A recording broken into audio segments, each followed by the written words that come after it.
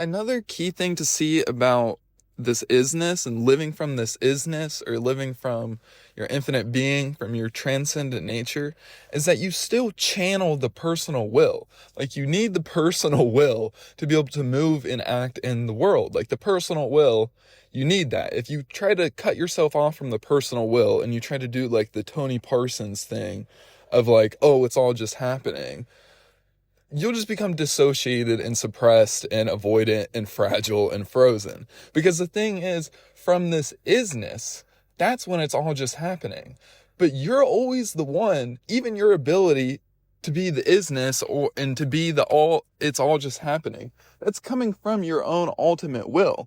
And so you don't want to get rid of the personal will. You want to be able to enliven the personal will by this isness. That's where all the power is. That's how you merge the absolute and the relative, is by still being fully involved in the human realm. You still do all the normal human things.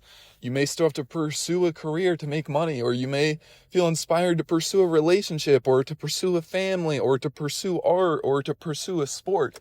But the key is, from this isness, you'll be flowing from your transcendent nature, and so there won't be any fear or reactivity around it. There won't be any compromise. You'll just be flowing from inspiration, and then you can still go after things. You can still be completely, fully involved in the personal world and channeling the personal will and like following your higher mind and working on things, having a craft or having an art, but it will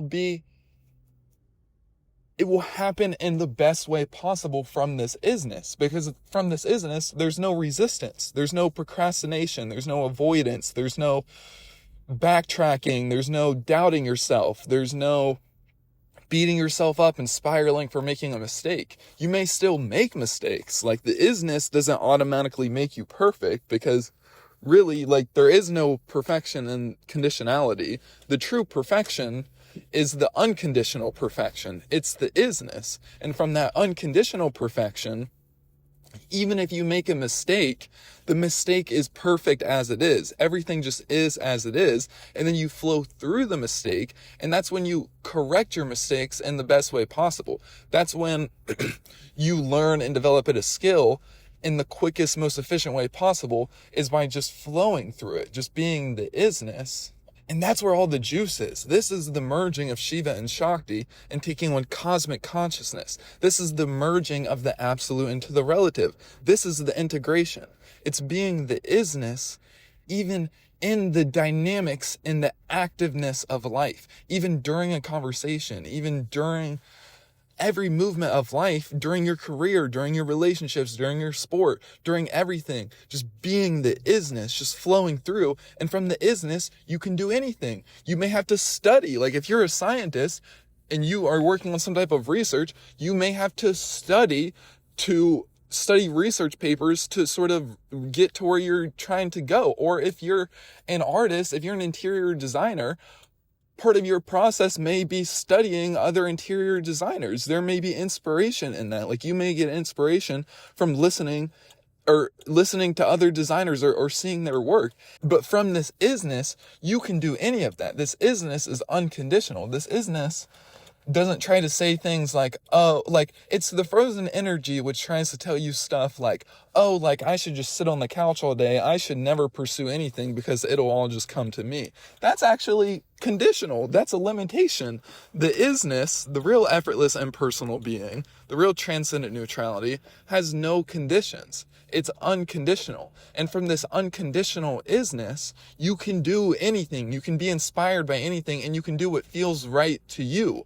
If you feel inclined to work on self-improvement, and maybe you want to work out and you want to have a great body, the most effective way to have a great body and to work out in the best way possible is to pursue that from this isness. When you're just being the isness, you'll just flow through it. You'll be attracted to the right knowledge. You'll be intuitively guided to the right knowledge, to the right wisdom, and you'll just be moving in alignment with your highest nature, with your highest purpose from this isness. And then you'll be transmuting any frozen energy that you have around that activity. And that's when you progress very, very quickly. And you can do that with anything. And that's the beauty of it. That's where all the power is in merging the two, merging the personal will with the absolute will. By the absolute will is that ability to go to the isness. And then the personal will is just like your personal desires. It's just like what you love. But it's not your personal desires which are based on like fear and lack and reactivity. It's your personal inspirations. It's what you on a personal level came here to do. Maybe you came here to do art. Maybe you came here to raise a family. Maybe you came here to be an accountant. Maybe you came here to, and the thing is, none of us came here to really do just one thing. We're all multifaceted beings that came here to do many different things. And the way to do all of our things in the fullest way possible is to be the isness. And we cannot just be the isness with sort of like things like that, like things like, creating and like making art or like making fashion. I mean, that stuff is great, but you can also be the isness as a shopper. You can go shopping and there's beauty in that. Like you can be the isness in any activity.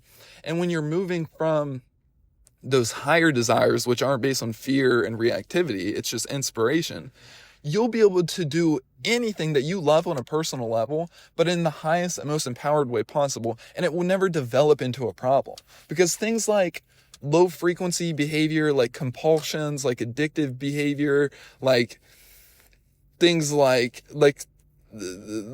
basically like engaging with life in a bad way, that comes from fear and reactivity and contraction. But when you're just flowing from this isness, flowing from your true authenticity, your fearless authenticity, which is just your true nature, it's what you really are, it's your highest nature, that is when, I mean, you can do anything. You can fully follow your authentic desires, because your authentic personal desires is what you came here to do. Like the whole entire purpose of your life is you. It's to integrate the absolute into the relative so that you can enjoy that contrast. It's to be the isness to your personal desires so that you can fulfill your personal desires in the biggest, most extravagant, most amazing way possible, with no fear and no compromise and no reactivity.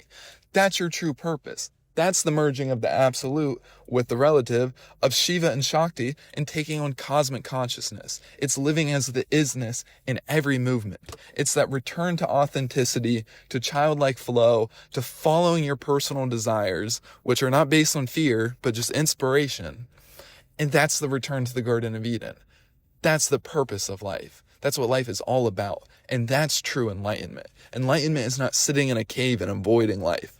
If that's what you want to do, then that could be enlightenment for you. But most people don't want to do that. Most people want to have an active, dynamic, enlivened, rich human life, full of all kinds of experiences, full of fun experiences, full of challenging experiences, full of big resolutions, full of big moments, full of all types of activity, maybe having a family or having a career or having this or having that.